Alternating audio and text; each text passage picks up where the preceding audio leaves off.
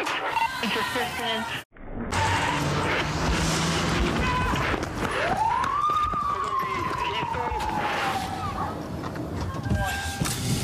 We got a call a subject refusing in a traffic stop.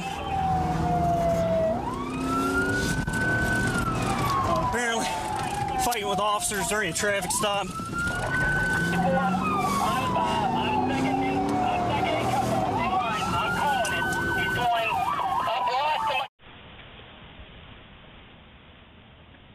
Good evening, sir. May I see your driver's license, registration, and proof of insurance, please? Is there a problem, officer?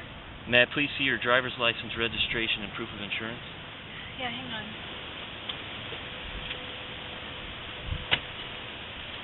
Thank you. Mr. Leaks, is this your current address as it appears on your driver's license? Yeah, it is. And Mr. Leaks, do you know why I stopped you? No, I have no idea. Mr. Leaks, please remain in your vehicle. I'll be with you in one moment.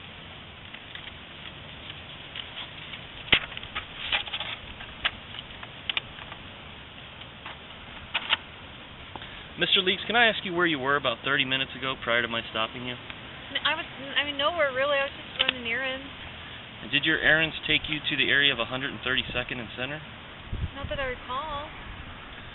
Well, Mr. Leaks, a vehicle matching this description of the one you are driving, as well as a person matching your general description, was observed in that area and may have been involved in a minor criminal offense of indecent exposure. Would that have been you? No, not me, officer. That wasn't me. I don't know what you're talking about. Mr. Leaks, there's a couple of ways we can resolve this issue. I have a Polaroid camera in my vehicle, and I can take a picture of you in your car, or you can voluntarily accompany me back to the location of the alleged incident for the witnesses to view you in person. Which would you like to do? Well, I don't want to have my pictures taken, and I don't have time to go anywhere but home because I have to go to work soon. Mr. Leaks, it won't take us all that long to go back to where this incident is alleged to have occurred. It's only a few blocks from here. Well, I don't think I want to do that. That's your choice, Mr. Leaks. Would you please step out of your vehicle? Yeah. Close the door, please. Come right over here. Mr. Leaks, please turn around, placing your hands on top of your car, stepping back slightly, spreading your legs. Are you serious? Mr. Leaks, do you have any weapons on you that I should know about, or anything in your pockets that might be sharp? No.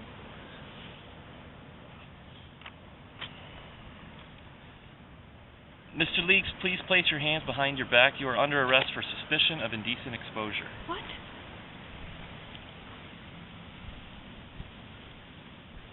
Mr. Leaks, the law allows for me to return you to the scene of the offense if you match the description of the offender, that you were stopped within a reasonable distance from the location where the offense occurred within a short period of time. In this instance, we meet all of that criteria. If the witnesses do not identify you as the responsible party, I will drive you back to your car.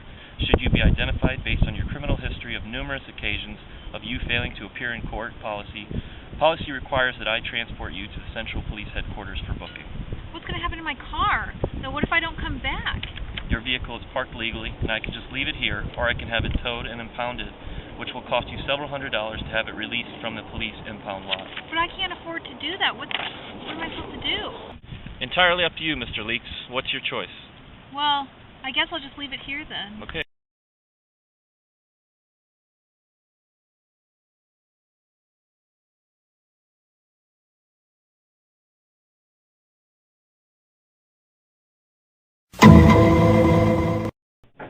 Come in.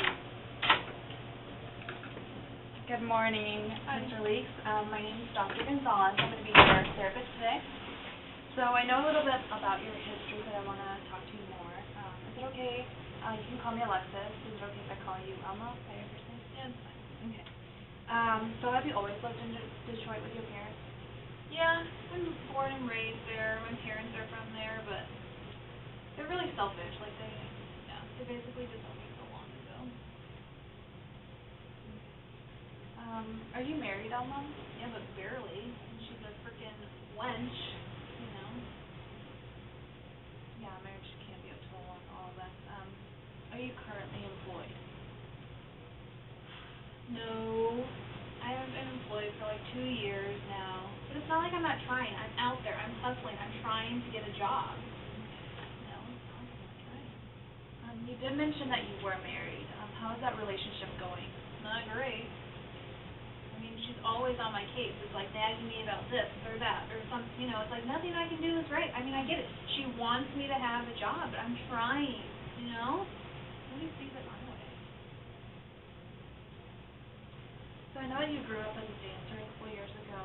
Was that hard to give it up? Do you miss it? I mean, I guess I do. I never thought about it before, but yeah, I guess I miss it. So what did you like most about performing as a child? I like being the star, like in the center stage, you know, like, and I'm really good. And so I get all kinds of flowers and roses like thrown my way. People probably wanted my autograph. You know, like my parents used to have me dance at their dinner parties. I'm just talented, you know. I've always been rewarded for performing in that way, you know, whether it's on stage or it's my report card, you know. So let's talk a little bit more about your substance abuse now. How many times do you think you have consumed alcohol, and on average, how many times is that? I don't know, like pretty normal, like almost every day maybe, but as long as it's after 5, like I don't think it's a big deal, you know. I love Milwaukee's best. I mean, it could be anywhere from like 6 beers to a case maybe a night. It just depends on the buzz I'm going for, you know. Like I want like a little buzz, but not too much. It also depends on carpool the next morning. What about any illegal drugs? Do you use any?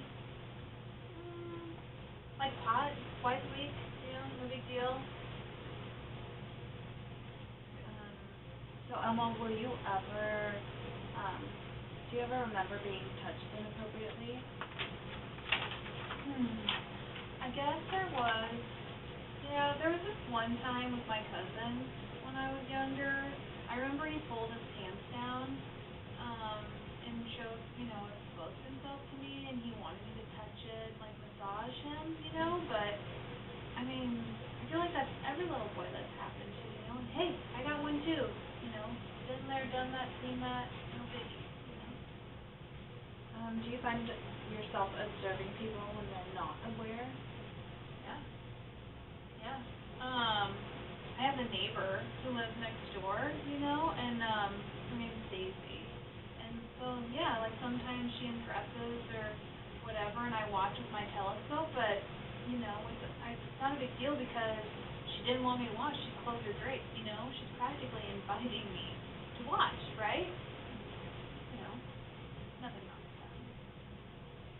Yes, I know what brought you in today, but I wanted to ask, is this the first time you've exposed yourself, or is it the first time you've been caught and reprimanded by the law? Well, there was this one time a couple of years ago at the movie theater, but that was a complete misunderstanding, you know? Not freaking Pee Wee Herman. Emma, has your obsession with exposing yourself, like, disrupted your life in any way? You know, my marriage isn't really worth a darn. Haven't worked in a few years, so that's not going well either. Don't really have any friends to speak of except the ones I make online. But that's where I feel safe, you know? Are you fairly a careful person? Because it sounds like you lead a really riskful life. I mean, I drink and drive a lot, but who doesn't? Everyone drinks and drives, you know? And I know when I'm drunk. I know when I'm too drunk to drive, you know? But there was this one time that I guess I shouldn't have, you know, driven. I did get in an accident, but the thing that was so bad about it was my 5-year-old happened to be in the back seat. But and yeah, she got a couple broken legs, a broken arm, pelvis, whatever. But kids are freaks, you know. And she, you know, fixed herself up in no time. You know, no biggie. If anything, people should have been worried about my car. Nobody bothered to ask about my totally wrecked car. You know, whatever. So it seems like the sex drive has, like, been your motivator for know within like the past years how many sex partners you've had?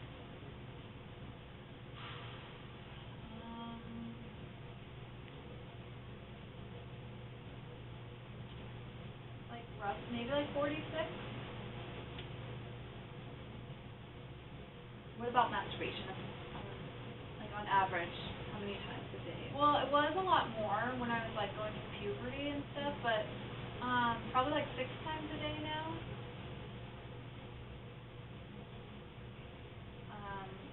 Do you partake in pornography? Do you like that? Oh, I love porn. Like breakfast, lunch, and dinner, I take it every day, even for a snack. But to be honest, like as much as I love porn, like I prefer like live. Like if my next door neighbor Daisy that I told you about, if her boyfriend Fred comes over like late at night and they start to like get to fondling and one thing leads to another, like if they end up having sex, like I love it. Like that's how I prefer to go to bed, is watching them and About what time did you lose your virginity? Like 12 to 13? Elmo, have you ever peed for sex? Yeah, who hasn't? Mr. Gonzalez probably did last night. So Elmo, feel free not to answer this. I just have to ask. Sure. Have you ever exposed your genitals to a stranger and become sexually aroused by this? Yeah, of course. You should feel lucky. You got the goop. So when you're not exposing yourself, do you ever fantasize about the next time you'll be exposing yourself? Yeah, I'd say so. There's this jazzercise studio. It's on 132nd and Center. That's usually like where I scope out the area and try to look for my tasty treats. But if nobody comes around that I'm really into, then I'll probably swing around to the front to the TJ Maxx and wait for somebody there. I just really like that shopping center, to be honest. And I usually do it during the middle of the day, So, tell me a little bit more about your family. Do you recall any fond memories of your childhood? Not really. I feel like my mom never cared, ever. Like, no matter how well, I did in school, all the A's I would bring her home, or like all my trophies and everything for dance, it was like nothing was good enough, ever, And then my father, I guess he cared, but he showed it in a different way. He was so overprotective, I wasn't allowed to do Boy Scouts or soccer or baseball or golf or anything. It was like everything was too dangerous for him. I wasn't even allowed to play, in the streets with my friends. We lived in a cul-de-sac in a town of like 300, a little ridiculous.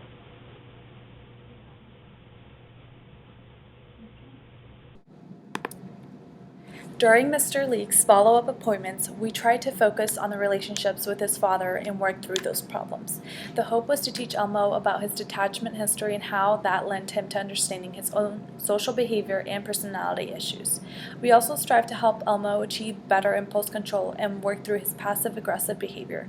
We also recommended Elmo to join AA to combat his comorbidity. For the time being, Elmo was only treated cognitively with weekly sessions of therapy, and he seemed to be making strides. But many times sufferers from this disorder do not reduce the risk of society without other treatment components. After Elmo's relapse, it was then prescribed that on top of his therapy, it should be coupled with a medical approach. This disorder, unfortunately, does not have a successful treatment plan.